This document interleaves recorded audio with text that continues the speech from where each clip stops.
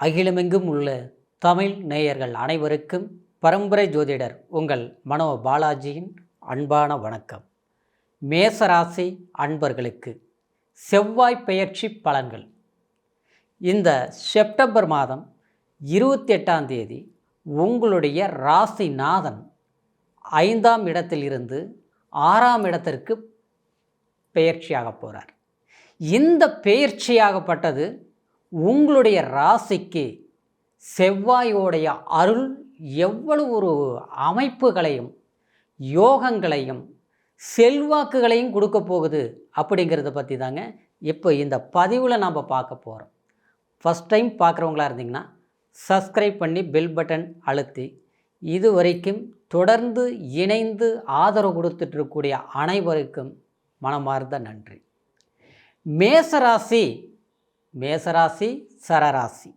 சரராசி என்பது ஒருத்தருடைய வாழ்க்கையில் தன்னுடைய வாழ்க்கையை தன்னைத்தானே தீர்மானித்து இப்படித்தான் வாழணும் அப்படிங்கிற ஒரு தகுதியக்கூடிய ஒரு ஸ்டாண்டர்டான லைஃப்பை உருவாக்கக்கூடியவங்க தான் மேசராசி அன்பர்கள்.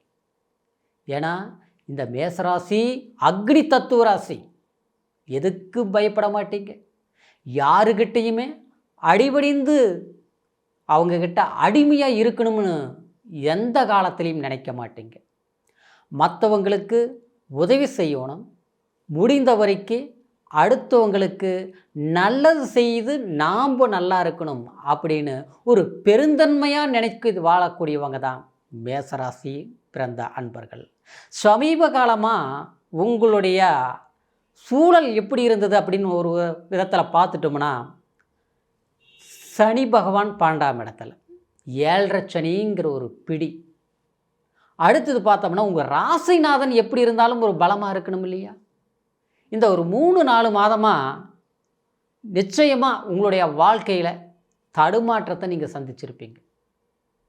எவ்வளோ ஒரு தைரியசாலியாக இருந்தாலும் தன்னுடைய தைரியத்தை நாம் ஒரு விஷயத்தில் கவனத்தை செலுத்த முடியுது, போராட முடியுது, முயற்சி எடுக்க முடியுது, ஆனால் வெற்றியை அடைய முடியல.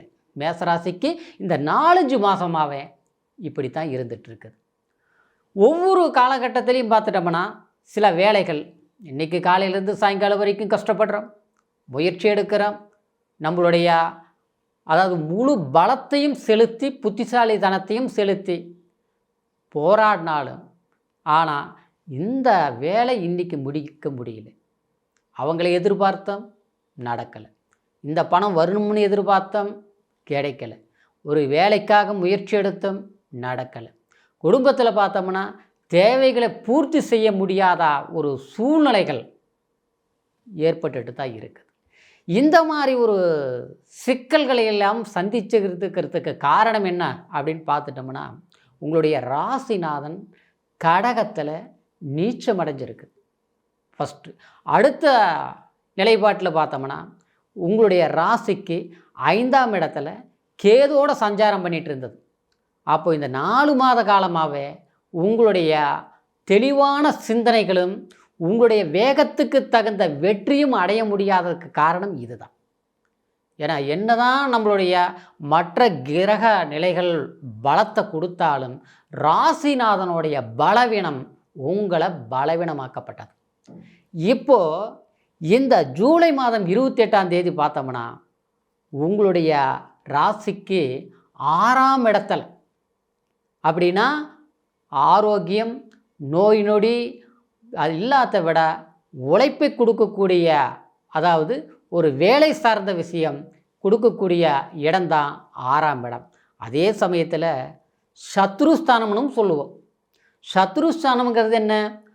அடுத்தவங்களுடைய பகை, எதிர்ப்பு, போட்டி இது எல்லாமே கொடுக்கக்கூடிய இடம் 6ஆம் இடம். அப்போ அந்த இடத்துல உங்களுடைய ராசிநாதன் செவ்வாய் சஞ்சாரம் பண்ண போகிறார். அப்போது இந்த காலகட்டத்தில் 6ஆம் இடமாச்சு அப்படின்னா பயமே பட வேண்டாங்க. 6ஆம் இடம்தான் செவ்வாய்க்கு உகந்த இடம். 3, 6, 11 இந்த ஸ்தானத்தில் செவ்வாய் உட்கார்ந்தா எப்பேற்பட்டவங்களையும் தவிடுபடியாக்க முடியும். எப்பேற்பட்ட ஒரு பலசாலியும் உங்களுடைய புத்திசாலித்தனத்தினால நீங்கள் சாதுர்த்தியமாக சமாளிக்க முடியும்.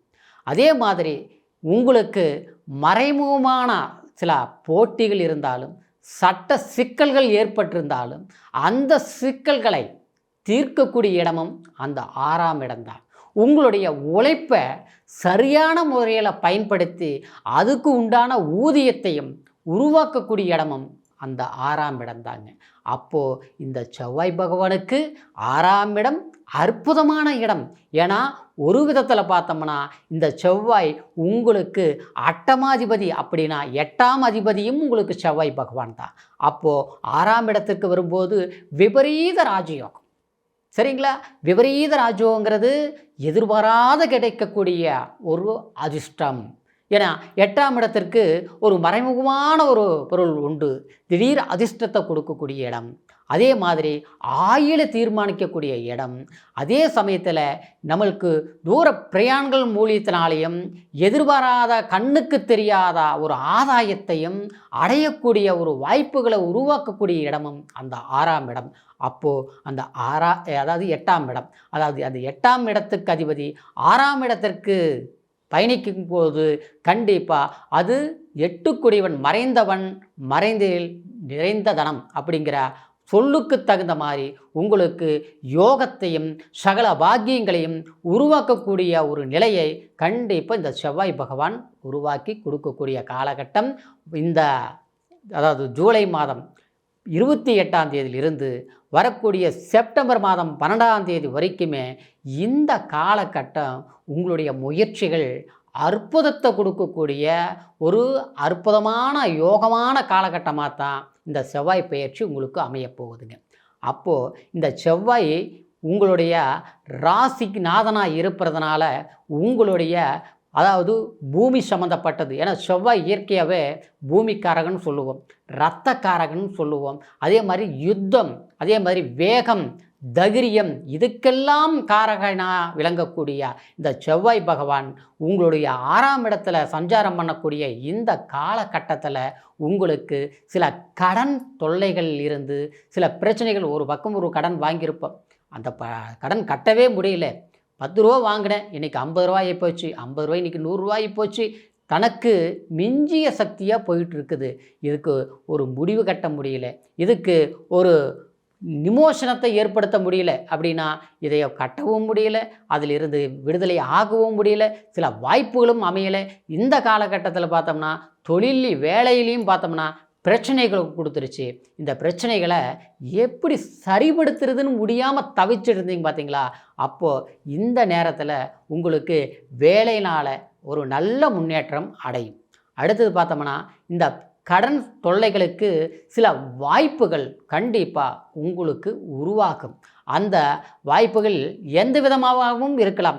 ஒரு வேலையினால் ஒரு பலன்கள் அடையலாம், இல்லையா ஒரு லோன் சம்மந்தப்பட்டது, அரசாங்க சம்மந்தப்பட்டது, பெரிய மனிதர்களுடைய ஆதரவு சம்மந்தப்பட்ட விதத்தில் உங்களுக்கு ஒரு ஆதாயத்தை எதிர்பார்க்கக்கூடிய ஒரு வாய்ப்புகள் கண்டிப்பாக அமையக்கூடிய சந்தர்ப்பம் இந்த செவ்வாய் பயிற்சி மூலம் உங்களுக்கு உருவாக போகுது.